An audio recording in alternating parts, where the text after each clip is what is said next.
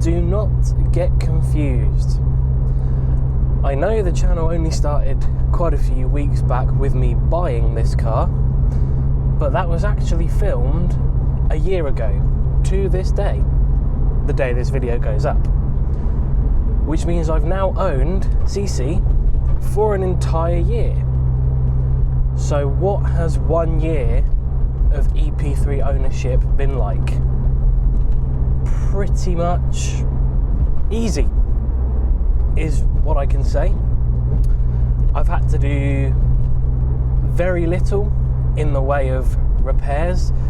Being a 16-year-old car, there are going to be a few things that need fixing. So I've had the usual things that need replacing, so new brakes, a new set of tyres. There's a couple of other things that will need doing down the line, but they're very, very minor. The only thing I'm going to need to do sort of sooner rather than later is get some new springs on the rear. When it recently had the MOT, they found that the rear springs were starting to get corroded due to the age of the thing. So I think in the next month or two I'm going to be fitting it with some new springs at the back. But other than that, I haven't really had to do any kind of maintenance at all. It's been a very reliable little car. It can get a bit annoying to daily drive some of the time. I mean, sometimes I honestly wish that big power flow exhaust system wasn't there, because it is quite noisy when I just want to, you know, get home from work and not have to worry about going mad in the car. But on slower roads, at least, I have found a way to combat the noise. Just drive slower in a higher gear, because it revs less, so it produces less noise. And I'm happy with that sometimes, when I don't want to go mad.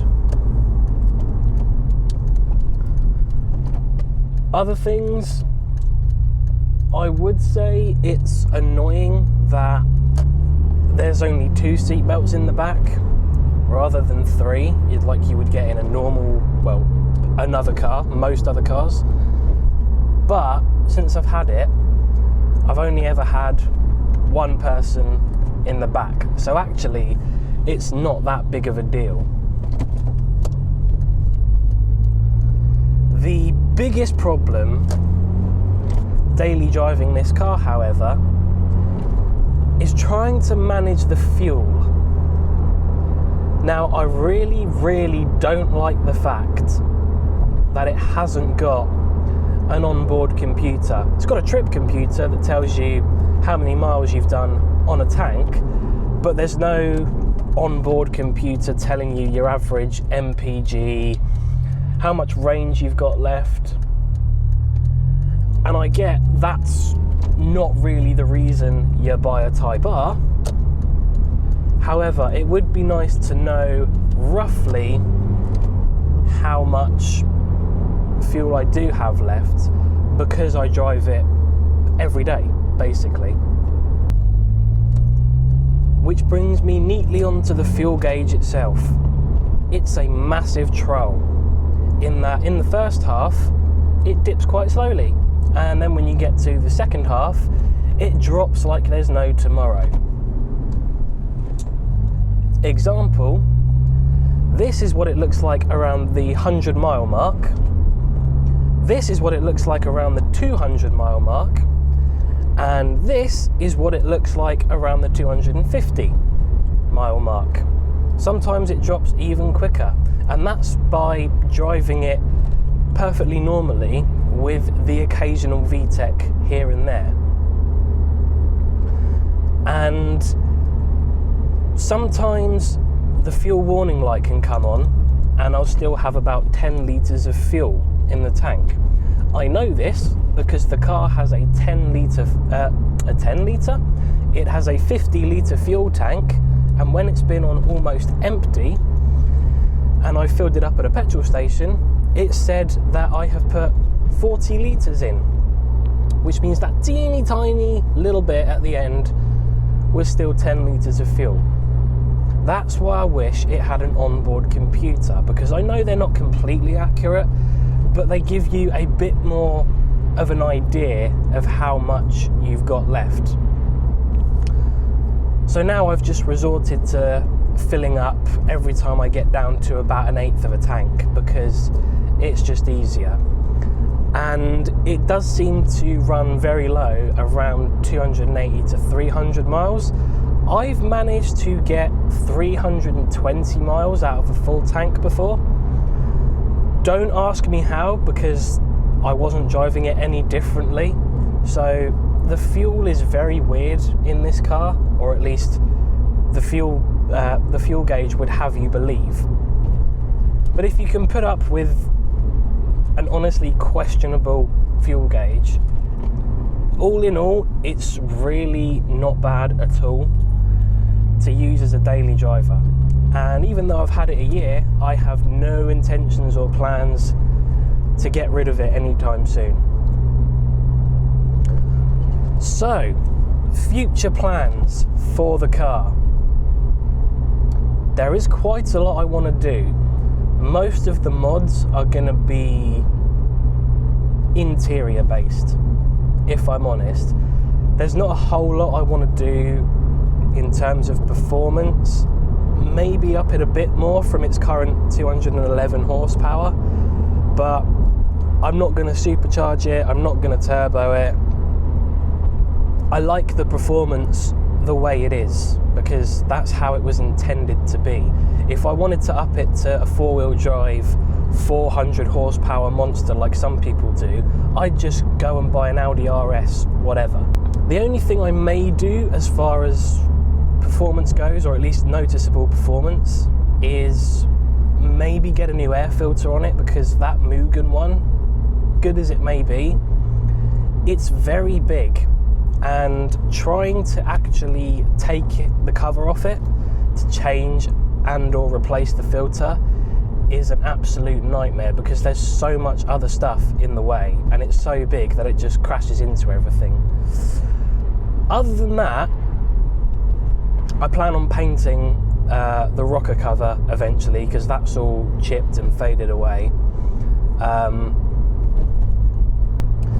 And also the spark plug cover and the manifold cover, I may look at getting carbon dipped at some point, because I just love the way carbon dipping looks. And yeah, there are people that would say, why would you do that? It's not genuine carbon fibre, it's fake. Yes, but yeah, I like the way carbon dipping looks, and as much as I love the car, I can't really justify paying the price for real carbon fibre on a Civic. But speaking of the carbon dipping, I may even look at getting the front grille panel carbon dipped, along with the little door inserts on the door handles, and specifically the center console. I've seen one carbon dipped before, and it looks genuinely very nice. So that's one of the future plans. Other plans, the wheels are quite scratched up where they've been curbed by previous owners, so they're going to get restored a bit further down the line. I plan on getting some new aluminium pedals, because yeah, there's not really anything wrong with these ones, but they're a bit ugly now, they're a bit worn and faded and a bit messy. So I want to get some new nice looking pedals. Some underfloor lighting wouldn't go amiss. I've seen that done. Obviously I would get red, but I think some underfloor lighting, even for days when I'm just driving and just want to relax and don't go mad, it's a nice thing to have. It's quite relaxing. I also plan on getting a new gear stick cover. I've seen a nice suede Alcantara one with red stitching to obviously match the seats, and it just looks so much better and cleaner than this horrible rubber one that's a standard. Also a new shifter knob, because I've seen a nice black and red one. There's nothing wrong with this one, it's a bit scratched, but I want the car to start looking a bit newer and cleaner and for more things to match, which is why I've seen a shifter knob the same shape as this one but black with red numbers as opposed to the silver.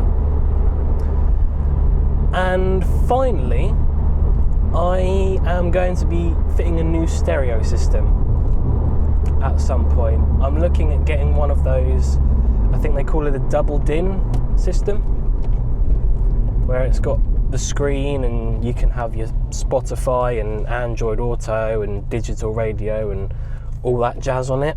This one, it's just old and a bit knackered. It's difficult to see because the lighting in it has started to fade, and it takes ages for my phone to connect to the Bluetooth, and I can either have the Bluetooth connected for audio or hands-free phone calls. I can't have both at the same time, and that's quite annoying. But other than that, there's not really a lot else I'm gonna do.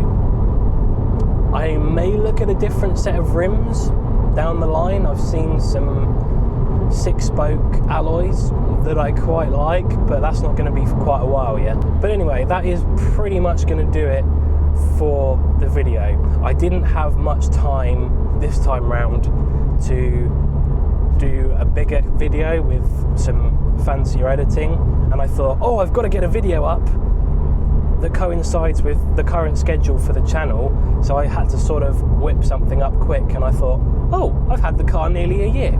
Maybe I could do a 1 year living with kind of video. But there you have it.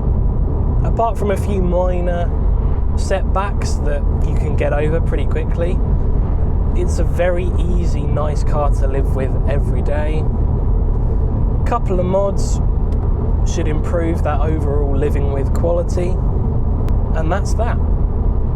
I thank you all for watching, and I will see you in the next video.